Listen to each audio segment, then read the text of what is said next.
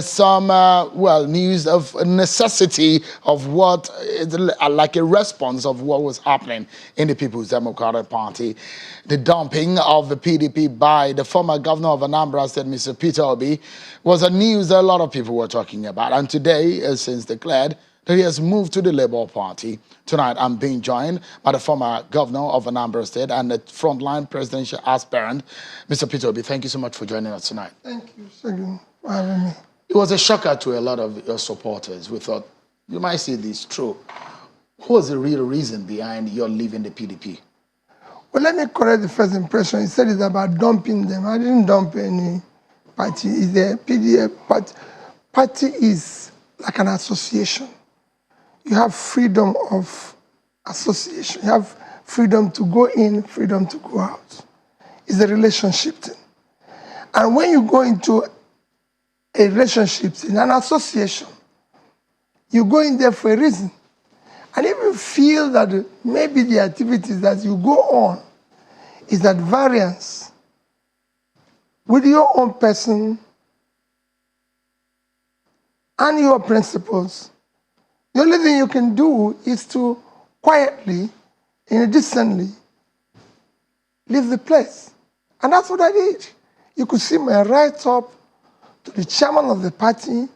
There was no tone there that shows any quarrel or anything. I thank them for the opportunity of being their member, opportunity of associating myself there, and said, going on, I found out that I can no longer continue because of some activities I believe that are at variance with my person and my principles. What kind of things are that? Well, it's not personal to me.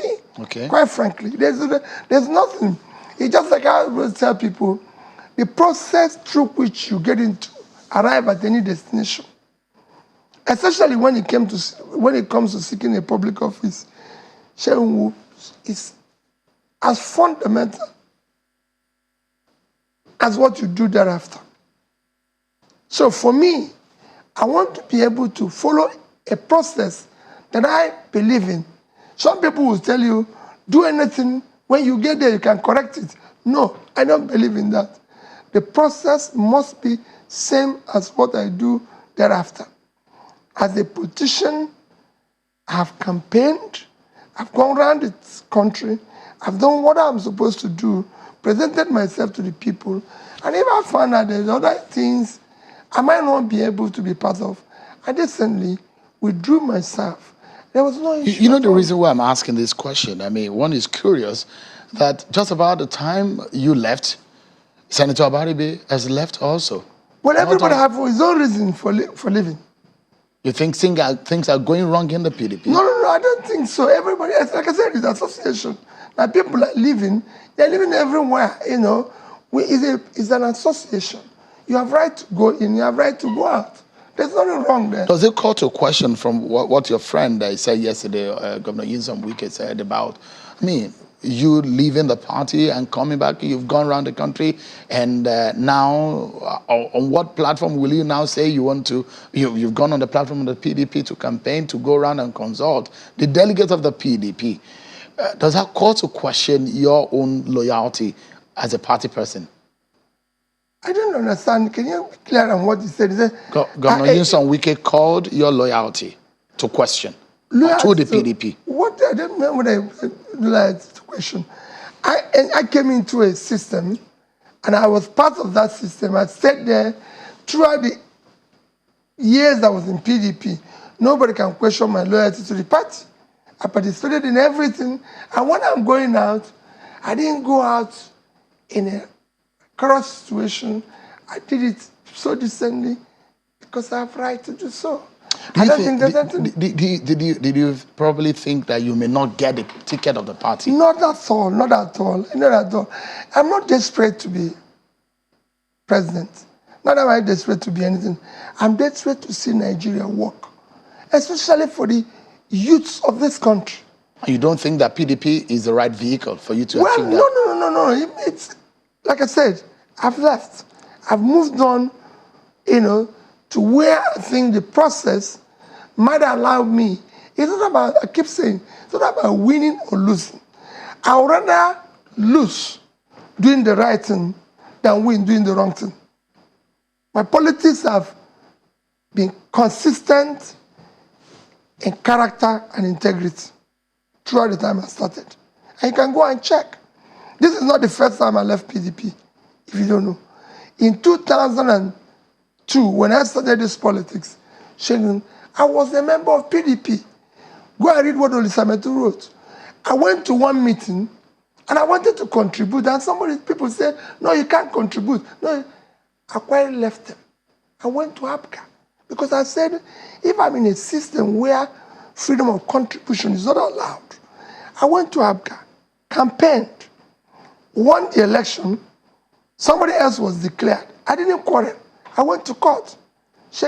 I became the first Nigerian to ever stay in court for 3 years until court declared me the winner. I didn't quarrel.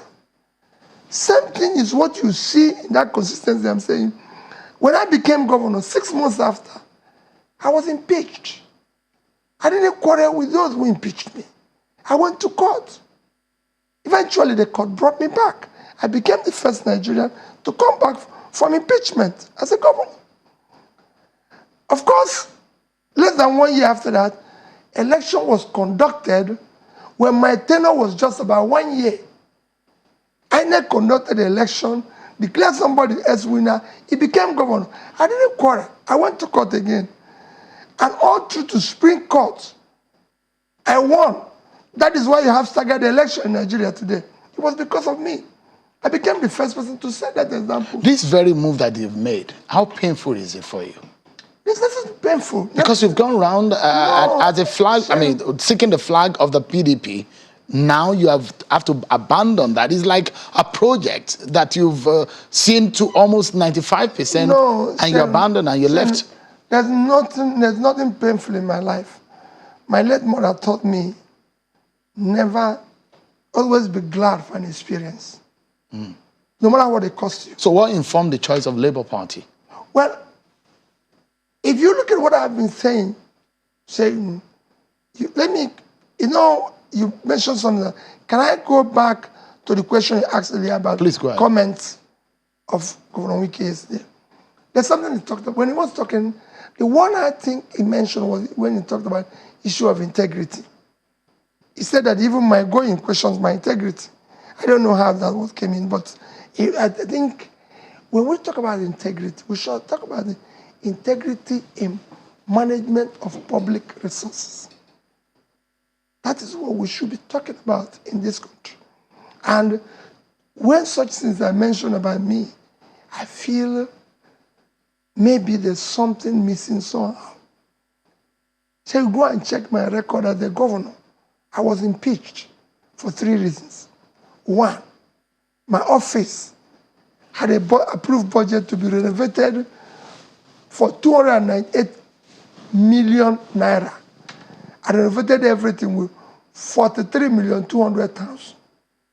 My lodge, to repair and renovate the lodge where the governor lives, which is me, was 486 million naira. I did everything with 81 million naira. Number 3 item was that I was saving money without the authority of the house. From day one, I said we must save money. And that went through. For 8 years I was governor. Go ask any contractor, whether any contractor was sat with me to talk about what is I'm entitled to, inflated any contract, any supplier, anybody. And when I left office, his record, I left $75 billion, $500 million at that time, because it's public money. I was managing public trust, and I did so. That's for you, integrity. For me, that is, when you talk about integrity, it questions your management of public trust and resources. Go to Anambra State today. I have no land given to me by Anambra State government. My managing director of my housing authority, Mike Wafo, is still alive. He gave me land and 2 houses. And I told him, I'm not entitled to it. I'm the manager of this. So, for me, nobody have ever seen me in my political life, sharing money anywhere. I'm not saying I'm a saint, but I did things which I believed that was right. You asked me a question. Second question which you asked. Yeah. And then I was asking you that, because that matter touched on the issue of your integrity and perhaps the allegation of a lack of character. And that you immediately left and you, I've just shown you the issue of, I've just described the issue of character, how I came to where I was, and I've shown you the answer to the issue of integrity, and then... Your choice of Labour Party. Well, let me also correct one thing that I read in social media, that I immediately visited NNPP. NNPP. Never had such visit. That was not a choice for you at the time? No, it wasn't even a choice. Why was the speculation coming that you might be joining NNPP? I don't know. Yeah, the people who live on speculation. I never visited anybody. I didn't even leave. I just said, I wrote a letter and submitted it quietly. Why choice of Labour? If you had followed my mantra since I started this, I've always said, Cheryl, the greatest tragedy of our country today is consumption and not production. It is sharing and not creating. I said I want to move the country from consumption to production. A country of 200 million people with a land size of 923,000 square kilometers cannot produce or feed itself. No export. So our total export is less than $30 billion. How do you hope to change that narrative? For 200 million people. Less than 30. That is including oil. Oil is about 80% of our foreign exchange earning. And so you can calculate how much that it is when you include that. So you're talking about, there's no way that can happen. There's no way that can sustain the country. It is not possible. Countries that are smaller in land size, in population, like I've always mentioned, like Vietnam, 100 million, 331,000 square kilometers of land, total export last year, $312 billion. 97% are manufactured goods. There's no production here. It must change. I'm going to ask you how you hope to change that, because at this point in time, millions of Nigerians are listening to those who want to get into the #1 city in the country, and the solution are the issues. But we'll take a breather. So much, everyone, for staying with us. Mr. Peter Obi, presidential aspirant who moved now to the Labour Party, has been talking to us. Thank you so much, Mr. Obi, for your time tonight. Thank you. Yeah. So you were talking about, a lot of Nigerians, including myself, were interested in solutions. And I'm very certain that Nigerians are looking for the person who has the answers to the very many questions on the lips of a lot of Nigerians. So you're talking about export and our capacity as a Nigerian to generate revenue. Now, the question is, what would you do differently to turn around this very challenge of our country? So when you see me go around the country talking about trade, it's clear developmental parameters or yardsticks to measure development.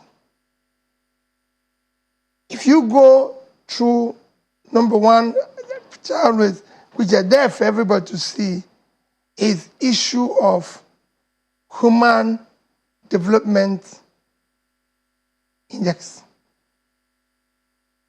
So first is you talk about issue of health, you talk about issue of education, You talk at the issue of per capita. All these issues are issues you need to invest adequately in. And then especially the last one, you can only increase people's per capita by tackling the economy. And you can't talk about tackling the economy without talking about trade. It is trade that is the main, call it engine or wheel of economy. And countries after countries, growth are measured, wealth are measured by the trade of that nation. So that's the critical area where you need to invest. Sharon, I'm a trader. I've created wealth. I started as a micro, small, medium business. So I know what you can do in order to create wealth. Today we have massive insecurity, massive, problems all over the place. Which solution can be linked to the economy? If you invest in the economy of this country and put millions of people that you have thrown into poverty out of poverty, shall you reduce criminality? That has been done everywhere in the world. And we have talented young people, energetic, that we have not invested in. If you invest properly in them, give them access to capital, access to proper education and everything, it will be different. So if Nigerians give you a chance now, today, with security situation in the country, economic situation and all of that, say in 100 days or less, what should they expect from you differently from what we see today in Nigeria? As a leader, how drastic or how radical would you handle things? Well, Shehu, don't talk about 100 days. This problem cannot be solved in 100 days. Anybody who is promising 100 days... Well, Nigerians want solution. They want No, action. it is not possible. You can't do it overnight. You just have to, from day one, show a clear destination that is visible, measurable, people can believe in. I've done it in the state. And that's what they should expect from a Peter Obi presidency. Period. You do it systematically. And you can measure it. If you say, I'm going to tackle issues, we're going to invest in health, primary health care, how many schools of nurses we have? We have 774 local governments. How many do we have today? We have less than about 400 schools in this sector. Can we increase it? What are we producing? The world is shortage of nurses and midwives. Can we help? Even in Nigeria, the number we have is far less than the required. So what are we doing? You can move into education. Today, our tertiary school enrollment is 9%. The global average is at 8%. In developed world, it's 50%. So look at it. We are not even achieving a quarter of the global average. And worse, they're shut down for months now. You can't do that. You said all of this, but the question is whether or not you are hoping to get a ticket of the Labour Party. That's the plan, isn't it? No. Sheikh, I've told you. My position in this whole exercise is not enshrined in desperation. But you hope to be the president of Nigeria? Yes. I hope to get the ticket. That's one of the reasons why you I hope come to get Labour the Party. ticket. I hope to get the ticket. I have to campaign the way it should be. And I hope that the people will vote for me because I have an idea on how to turn around this sinking ship. Mr. Peter Obi, we need to let you go because we have a lot of obligations that we need to meet tonight. Thank you so much, and we hope that at some point, please create time so that we can talk extensively about some of your plans. Thank you so very much, Mr. Peter Obi, for joining us tonight. Thank you.